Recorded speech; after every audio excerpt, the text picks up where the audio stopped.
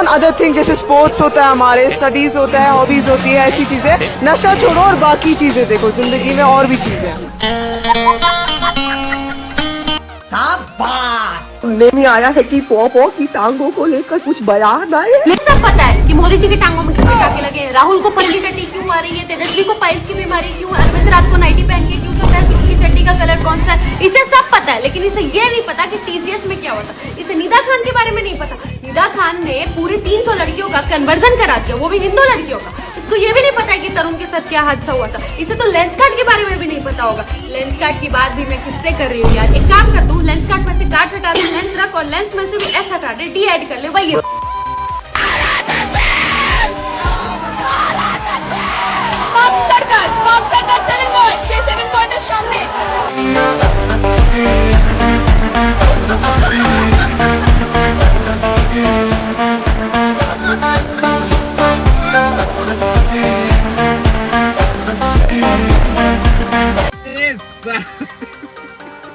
भारत के bullet train की पहली तस्वीर सामने आ गई है। भगवा रंग की होगी ये बुलेट ट्रेन। डॉक्टर साहब जी बताइए। डॉक्टर साहब इसके ना पेट में ना दिक्कत हो रही है, साफ नहीं हो रहा है तरीके से पेट, पता नहीं क्या बात हो गई। अच्छा जी तो ये है ना, जो बच्चे कोर्ट के सामने की दीवार पे चिपका दो। जब बच्चे को दिक्कत हो तो आप इसको देखना, 5 मिनट तक आपका पेट साफ हो जाएगा। तो अंधभक्तों एक बात बताओ, नीट का पेपर कैंसिल हो चुका है, सरकार इसकी मतलब कुछ भी मतलब कोई सुविधा कहते हैं, मतलब कुछ भी रिस्पॉन्स कुछ भी नहीं ले रही है। दीदी जी मीट का नहीं नीट का पेपर था, और सुविधा नहीं सुविधा होगा, मतलब ज्ञान देने थे नहीं हटना, मुंह में स्पेलिंग चाहे फंस जाओ, पहला बोलना सीख लो फिर ज्ञान दे लो। चलो खुल। क्या बोला तूने? मोदी जी की नॉर्वे ट्रिप से मुझे पता चला कि रवीश जैसे दल्ले और दिमाग से नल्ले पत्रकार बस हमारे देश में नहीं बाकी देशों में भी पहले देखो हुआ क्या। Prime Minister Modi, why don't you take some questions from the freest press in the world? ये नल्ली पत्रकार है, हेले लिंक, इसे प्रेस कॉन्फ्रेंस और प्रेस ब्रीफिंग में फर्क नहीं पता। तो जैसे ही मोदी जी चलने लगे, पीछे से बैक बेंचर की तरह चिल्लाने लगी। और यहाँ इसकी बेशर्मी खत्म नहीं, ट्वीट करती है कि मेरा देश नॉर्वे जो प्रेस फ्रीडम इंडेक्स में नंबर 1 में आता है, आप उससे सवाल कैसे नहीं लोगे जब आपका देश 157वें नंबर पे आता है। उस प्रेस फ्रीडम इंडेक्स की ना बत्ती बना के कहाँ डालना चाहिए वो मैं नहीं बताऊंगा, लेकिन उस प्रेस फ्रीडम इंडेक्स में भारत से ऊपर बांग्लादेश और पाकिस्तान आते हैं तो उसकी प्रासंगिकता वहीं खत्म हो जाती है। लेकिन इंडियन गवर्नमेंट को तो डल्ले पत्रकारों से डील करने की आदत है, तो इसे भी ट्वीट करके बोला कि भाई तेरे में ज्यादा खुजली है सवाल पूछने की, तो 9:30 बजे प्रेस ब्रीफिंग है वहां पर आ जाना। तभी गायब हो गई। मतलब इतना ओवर कॉन्फिडेंस कि इसे प्रेस ब्रीफिंग में 1-2 सवाल नहीं चाहिए, इसे पूरा का पूरा इंटरव्यू चाहिए। और फिर ना मिले तो ऐसे दरवाजे से चीखना है, मतलब प्योर रवीश वाला विक्टिम कार्ड। बोलता है मुझे नौकरी से निकाल दिया, नौकरी से निकाल दिया, मुझे इंटरव्यू नहीं देते, वही ग्रीड वहां भी मौजूद। अब रवीश कुमार को कोई ढंग का देता तो इंटरव्यू देता नहीं, देता कौन है? बाल बुद्धि कांग्रेस का चश्मो चिराग। हाँ सच में सारे भाजपा नेता काफिला छोड़कर साइकिल से घूम रहे हैं। इनकी रीलें तो अपलोड हो चुकी हैं, अब जनता को इन रीलबाज नेताओं की खुद खबर लेनी होगी। ये नेता जहां भी काफिला लेकर जाते दिखे, इनका वीडियो बनाकर इनकी पोल खोल दीजिए। अपने देश को बचाने के लिए भगवान के भरोसे मत बैठिए, क्या पता इस बार भगवान आपके भरोसे बैठा हो। एफर्ट ने फिर से भौंकना स्टार्ट कर दिया। अब कौन सा नया एजेंडा लेकर आया है ये, चलो देखते हैं। 3 खबरें जो आपको न्यूज चैनल्स पर कहीं नहीं देखने को मिलेंगी। ये जर्मनी में बैठकर हिंदुस्तानियों को बताएगा कि कौन सी न्यूज देखनी चाहिए और कौन सी नहीं। आज उसकी भी पड़ताल कर लेते हैं। दूसरा, इस साल इंडिया की प्रेस फ्रीडम रैंकिंग और भी ज्यादा नीचे गिर गई है। इसने ये तो बता दिया कि इंडिया की रैंकिंग गिर रही है, लेकिन इसकी वजह इसने नहीं बताई। इंडिया के कौन से राज्य और कौन सी पार्टियां इसके लिए जिम्मेदार है ये बताना भूल गया शायद। मैं ऐसे इंसिडेंट बताने वाली हूँ जो ये नहीं बताएगा। फर्स्ट, जब एलओपी से सवाल पूछा जाता है तो वो कहते हैं कि don't waste my time. Second, Bengal में जब टीएमसी की सरकार थी तब उनके कार्यकर्ताओं ने पत्रकारों को मारा और जेल में बंद करवा दिया। थर्ड, पंजाब केसरी ग्रुप पर दबाव बनाया जाता है कि सरकार विरोधी खबर मत चलाओ। फोर्थ, तेलंगाना में पत्रकारों को अरेस्ट कर लिया जाता है। फिफ्थ, टीएमसी कार्यकर्ता जी मीडिया हाउस के महिला पत्रकार से बदसलूकी करते हैं। सिक्स्थ, कांग्रेस द्वारा डीडी न्यूज की पत्रकार के यहाँ आधी रात तेलंगाना पुलिस को भेजा जाता है। सेवेंथ, झारखंड में हेल्थ मिनिस्टर से सवाल पूछने पर पत्रकार को समर्थकों द्वारा पीट दिया जाता है। एट्थ, दिल्ली में स्वतंत्र पत्रकार को कहा जाता है उल्टे सवाल मत करो। इन सब पर जर्मन शेफर्ड का मुंह तो नहीं खुलता, लेकिन इसके कारण जब इंडिया की रैंकिंग गिरती है तो उन्हें मजा आता है और ये भौंकने आ जाते हैं। तीसरा, इसी तरीके से बीडीएम डेमोक्रेसी इंडेक्स में इंडिया की रैंकिंग 5 प्लेसेस इस साल और नीचे गिर गई। और इस लिस्ट की बात करें ना तो इन देशों की तो नेपाल, बांग्लादेश और श्रीलंका, जहां जेनजी ने प्रोटेस्ट कर चुनी हुई सरकार का तख्ता पलट कर दिया, वो डेमोक्रेसी में भारत से ऊपर है। विडंबना तो ये है कि यूक्रेन जहां 4 साल से युद्ध चल रहा है वो भी इस लिस्ट में आगे चल रहा है भाई। तो इसी रैंकिंग की क्रेडिबिलिटी पर आपको खुद भी प्रश्न उठाना चाहिए कि कितना सही है। ऐसे फर्जी रैंकिंग पर बनी हुई कोई भी पोस्ट देखती हूँ ना तो मुझे एक ही डायलॉग याद आता है। कौन सी रिपोर्ट है? स्वीडन का यहाँ क्या संबंध है? हमको क्या संबंध है? करोगे ज्ञानेश जी SIR में? किसका वोट डिलीट कर रहे हैं? दीदी हम गैस नहीं गैस कर पाते हैं। क्या है भाई, क्या था ये दीदी? अरे कहना क्या चाहती हो? अरे भाई इंस्टा स्क्रॉल करती हूँ, आउट ऑफ द ब्लू पता नहीं कहाँ से ये तारका की मौसेरी चाची आ जाती है। अरे ये रेंटिंग गोला नहीं, इनका दिमाग थोड़ा है, कोई बताओ इन्हें। ऐसे ऐसे स्टेबल करके वीडियो बनती है, ऐसे ऐसे तुम मोबाइल सामने रखो, ऐसे बोलो हाय जी हेलो जी, आराम से वीडियो बन सकती है। ये क्या है दीदी?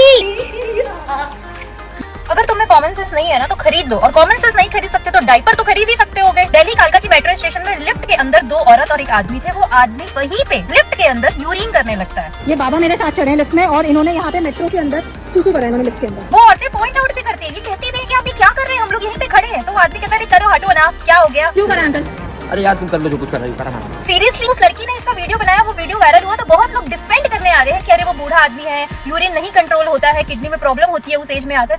ओके आई अग्री, डायपर बिकते हैं मार्केट में। मेट्रो स्टेशन के लिफ्ट कोई 4, 5, 6 फ्लोर के भी नहीं होते, सिर्फ फर्स्ट फ्लोर होता है एंड ग्राउंड फ्लोर होता है, that's it. And almost her metro station में वॉशरूम की भी फैसिलिटी होती है। अगर आपने बंद लिफ्ट में 2 औरतों के सामने ऐसा किया है तो आपने इंटेंशनली किया है। उस आदमी ने जो किया, लेकिन धन्य है वो लोग, स्पेशली औरतें इसको डिफेंड करने आ रही है। किस गोले से हो मैडम? किसी लड़की के सामने ऐसा सीन होना कितना ज्यादा मेंटली अनस्टेबल कर देगा उसको। मतलब उस लड़की ने वीडियो खोला, बनाया, फिर भी वो आदमी ये नहीं बोल रहा है कि बेटा हाँ मेरे को प्रॉब्लम थी, ये था वो था। अरे यार तुम कर लो जो कुछ कर रही हो।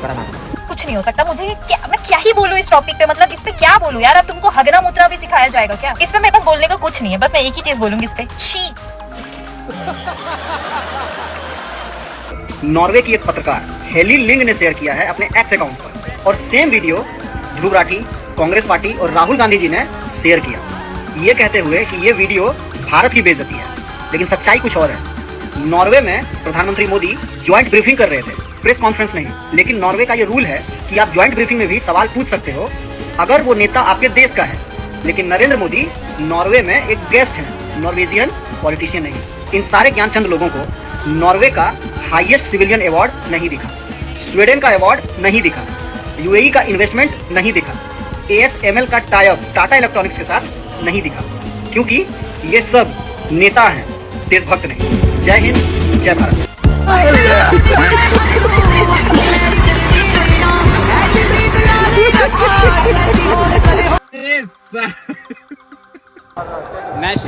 national song Arabic sound.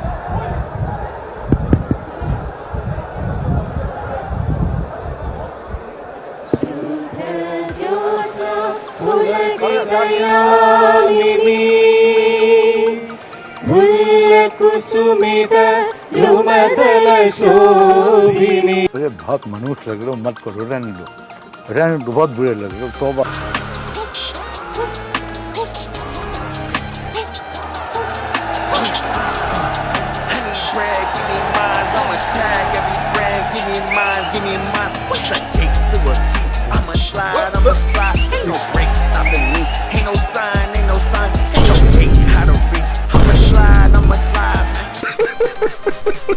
हैरान कर रही है कि पाकिस्तान के मौलानाओं को आप में इतनी दिलचस्पी क्यों है? पाकिस्तान की बहुत लोग कथा सुनते हैं, मेरे पास एक बार ऑफर आया था। अच्छा, मेरे पास ऑफर आया, बोले आप पाकिस्तान आ जाओ कथा सुनने, कथा सुनाने। मैंने कहा मैं आऊंगा तो फिर याद रखना पूरा पाकिस्तान हिंदुस्तान हो जाएगा। तो मैं एक बाइनोक्यूलर लाया, क्योंकि आपने तस्वीर दिखाई, जरा दिखाना प्रोड्यूसर साहब तस्वीर, हमारे स्वेरिंग इन की, आज रविंद्रनाथ जी के जयंती पे आपने स्वेरिंग इन की तस्वीर देखी, पूरा इंडी है। पर मैं इसलिए बाइनोक्यूलर लाया, मैं देख रहा हूं ये इंडी कहां दिख रही है, तो मैंने जूम किया बंगाल पर, अच्छा बंगाल में तो इंडी नहीं है। फिर मैंने जूम किया केरलम पर, अरे केरलम में भी नहीं है। फिर मैंने जूम किया दिल्ली में, अरे दिल्ली में भी इंडी नहीं, हरियाणा में भी नहीं, अरे कर्नाटका में भी नहीं, ओहो मध्य प्रदेश में भी नहीं, अरे ओडिशा में भी नहीं है, अरे हरियाणा में भी नहीं है, अरे किधर है ये इंडी? ये इंडी अच्छा तमिलनाडु में भी नहीं, ये इंडी दिखाई नहीं दे रहा। तो मैं इसीलिए सुरेंद्र राजपूत को ये गिफ्ट करूंगा आज। सुरेंद्र राजपूत ही देखकर दिखाए कि ये इंडिया अलायंस है किधर, केवल कागज और आज तक की 5 बजे की डिबेट के अलावा, लाइन के अलावा कहीं। तकरीबन सारी रात बिजली नहीं आ रही, 10-10 घंटे की लोड शेडिंग है। सर गांव में जाकर देख लें, हमें मच्छर सोने नहीं दे रहा है, सिर्फ ये केमिकल बकवाया जा रहा है मच्छरों के लिए। सर हम सारी रात जो है बैठकर गुजारते हैं। तो यहाँ पर गैस जो है, शहर में आए हैं, यहाँ पर अगर बिजली है तो यहाँ पर गैस नहीं है। सर खाने के लिए होटल पर जाना पड़ता है, वो आपने 8-10 बजे बंद करा दिया। सर हमारा तो इधर कोई यानी कि घर नहीं है, हम तो 400-400 किलोमीटर आते हैं, या एमपीएस के लिए कोई होटल एक का बंदोबस्त कर दें, या हमारा खाना दाता साहब से लगवा दें, या को गैस की टाइमिंग ठीक कर दें कि हमारे घर पक जाए। तो मेरी यही गुजारिश है। बहुत शुक्रिया। बटला हाउस में आपके ऊपर आरोप लगा था कि आपने उसको डिफेंड भी किया और सोनिया जी को जाकर आपने तस्वीरें दिखाई तो सोनिया जी ज़ारो कतार रोने लगी। तो गलत है कि ज़ारो कतार तो कोई नहीं रोता है इसको। क्या है कि ज़ारो कतार तो कोई नहीं रोता है इसको। एक पहले क्या बोला? तो सोनिया जी ज़ारो कतार रोने लगी। तो गलत है कि ज़ारो कतार तो कोई नहीं रोता है इसको। चलो चलो। हमने वजीर आजम से बात करी, हमने सोनिया गांधी जी से बात करी। सोनिया गांधी जी को उस हादसे की हमने तस्वीरें दिखाई तो उनके आंसू फूट पड़े।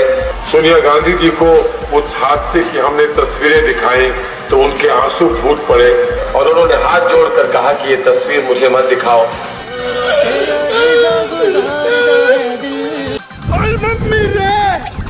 काल के रिजल्ट आने के बाद चंद्रनाथ रथ समेत लगभग 6 लोगों की हत्या हुई है।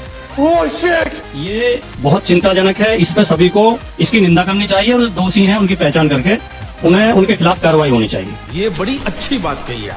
लेकिन हिंसा से भी ज्यादा महत्वपूर्ण प्रश्न ये है कि हिंसा का माहौल कौन बना रहा है। पता नहीं। मैं जिम्मेदारी के साथ कहना चाहता हूँ कि पूरी तरह भारतीय जनता पार्टी तैयार कर रही है। देश के गृह मंत्री जब पश्चिम बंगाल में जाके भाषण में खुलेआम ये कहते हैं कि टीएमसी के गुंडों को उल्टा लटका के सीधा कर दिया जाएगा, तो कार्यकर्ताओं को उकसा रहे होते हैं कि अगर हम जीत जाएंगे तो इन्हें सीधा कर देंगे। तेरी क्यों जल रही है? सुरेंद्र अधिकारी ने तो ऐलान कर दिया मैं सबका साथ सबका विकास को साइड जी जो 4 तारीख को कह रहे थे कि कौन बाप बचाएगा तुमको, वो क्या कर रहा था? आपको सुनाई नहीं दिया? कान में तेल जमा के बैठे थे। वो जहांगीर जो बोल रहा था कि अजय पाल शर्मा को बता देंगे, कान में तेल जम गया था आपके। हिंसा टीएमसी ने शुरुआत करी है, बीजेपी ने कभी हिंसा की शुरुआत वहां नहीं करी। अब इसकी बोलती बंद हो गई। आप अपने साथी कांग्रेस से पूछिए जिनके वर्षों दफ्तर बंद हो गए। आज तो कांग्रेस पार्टी वाली भी ताले तोड़ के वहाँ बंगाल में दफ्तर खोल रहे हैं। टीएमसी ने इन लोगों का दफ्तर बंद करा दिया था। क्या बात कर रहे हैं? बीजेपी उन हिंसा का प्रतिकार किया, अपना दफ्तर खोला, उस सरकार को चुनौती दी और उखाड़ के फेंका। वो जनता की जुड़ी सरकार है। जनमत का सम्मान करना सीख लीजिए। यूपी से 2 बार भगाए गए, 27 में चुनाव है यूपी में, भगाए जाएंगे। चीटिंग करता है तू। का वीडियो आ गया है, मुझे पता है किन की बात कर रहे हैं ये, और फॉलो कर लेना प्लीज। विशाल डडलानी सर का कहना है कि अच्छे लोगों को वोट दीजिए, पढ़े लिखे लोगों को वोट दीजिए, ऐसे जो पढ़े लिखे नहीं इनको वोट मत दीजिए। तो विशाल सर मुझे आप एक बात बता दीजिए कि अगर आप जिनको चाह रहे हैं उनको वोट दे दें तो क्या वो पुल बना देंगे? फिर दिल से पुल क्यों टूटे हैं? पुल बना देंगे क्या? अगर पुल बना देंगे तो मैं वोट दे दूंगा, ठीक है सर। अनफॉर्चुनेटली हम एक ऐसे वक्त में जी रहे हैं जहाँ पे एजुकेशन की कोई वैल्यू नहीं है, क्योंकि जो पावर में है वो एजुकेटेड नहीं है। And this is going to destroy India. मानो या ना मानो, अच्छा लगे बुरा लगे, जो भी है सच तो यही है। I am really sorry to say it, but please अगर हो सके elect better people man. NEET का पेपर लीक होने पर विशाल ददलानी जी का ये रिएक्शन आया है और ये बिल्कुल सही बात है। कोई भी पेपर लीक होना बड़ी समस्या है, नहीं होना चाहिए, इसको रोकना चाहिए, क्योंकि लाखों बच्चों के भविष्य की बात होती है, उनका टाइम, उनका एफर्ट सब लगा होता है। लेकिन फिर वही बात कि ऐसे इंसिडेंट की आड़ में शुरू कर दिया है एजेंडा दुनिया भर का। आपने ये बात बोला, बिल्कुल सही बोला कि जो लोग पावर में हैं वो लोग शिक्षित नहीं है, लेकिन जो लोग शिक्षित होकर देश बर्बाद करना चाह रहे हैं उनके बारे में क्यों नहीं मुंह खुलता है? पढ़े लिखे उमर खालिद, शर्जील इमाम जैसे लोग आके कहते हैं भारत तेरे टुकड़े होंगे। एक आदमी कहता है कि नॉर्थ ईस्ट को काट के इंडिया से अलग कर देना चाहिए, उनका तो सपोर्ट करने लगते हैं आप। पढ़े लिखे डॉक्टर जो दिल्ली में बैठ के बॉम्ब ब्लास्ट की प्लानिंग करे जा रहे हैं, उनके बारे में आपका मुंह नहीं खुलता है, उनके बारे में आपकी कोई बात नहीं होती है, क्योंकि वो देशहित में है फिर तो, है ना। एक डॉक्टर इतना ज्यादा पढ़ लिख लेता है कि ऐसा केमिकल बनाने लगता है कि पानी में मिला के लाखों लोगों को मारने की फिराक में रहता है, उसके बारे में इनका मुंह नहीं खुलता, उसके बारे में आप सवाल नहीं उठा सकते। पढ़े लिखे लोग ही टीसीएस जैसी कंपनी में बैठ के कॉर्पोरेट जिहाद चला रहे होते हैं, फिर खुलासा होता है, चीजें सामने आती हैं, तब भी आपका मुंह नहीं खुलता है। तो ये किस हिसाब से, कौन सी देशभक्ति ये है कि ऐसे लोग देश बचा रहे हैं और इसके बारे में आप बोलना नहीं चाह रहे? जहाँ पे गलत है वहाँ पे हम भी गलत बोलते हैं, लेकिन जहाँ गलत है वहाँ आप लोग क्यों नहीं गलत बोल पाते हो यार? और सिंपल सी बात यह है कि दुनिया भर की कोई भी इंसिडेंट हो, उसको किस तरह से गवर्नमेंट से जोड़ के उसका एजेंडा शुरू कर दिया जाए, यही सामने दिखाई देता है। तो इसके लिए भी बहुत सिंपल सी बात है कि कुछ भी कर लो, आएगा तो मोदी।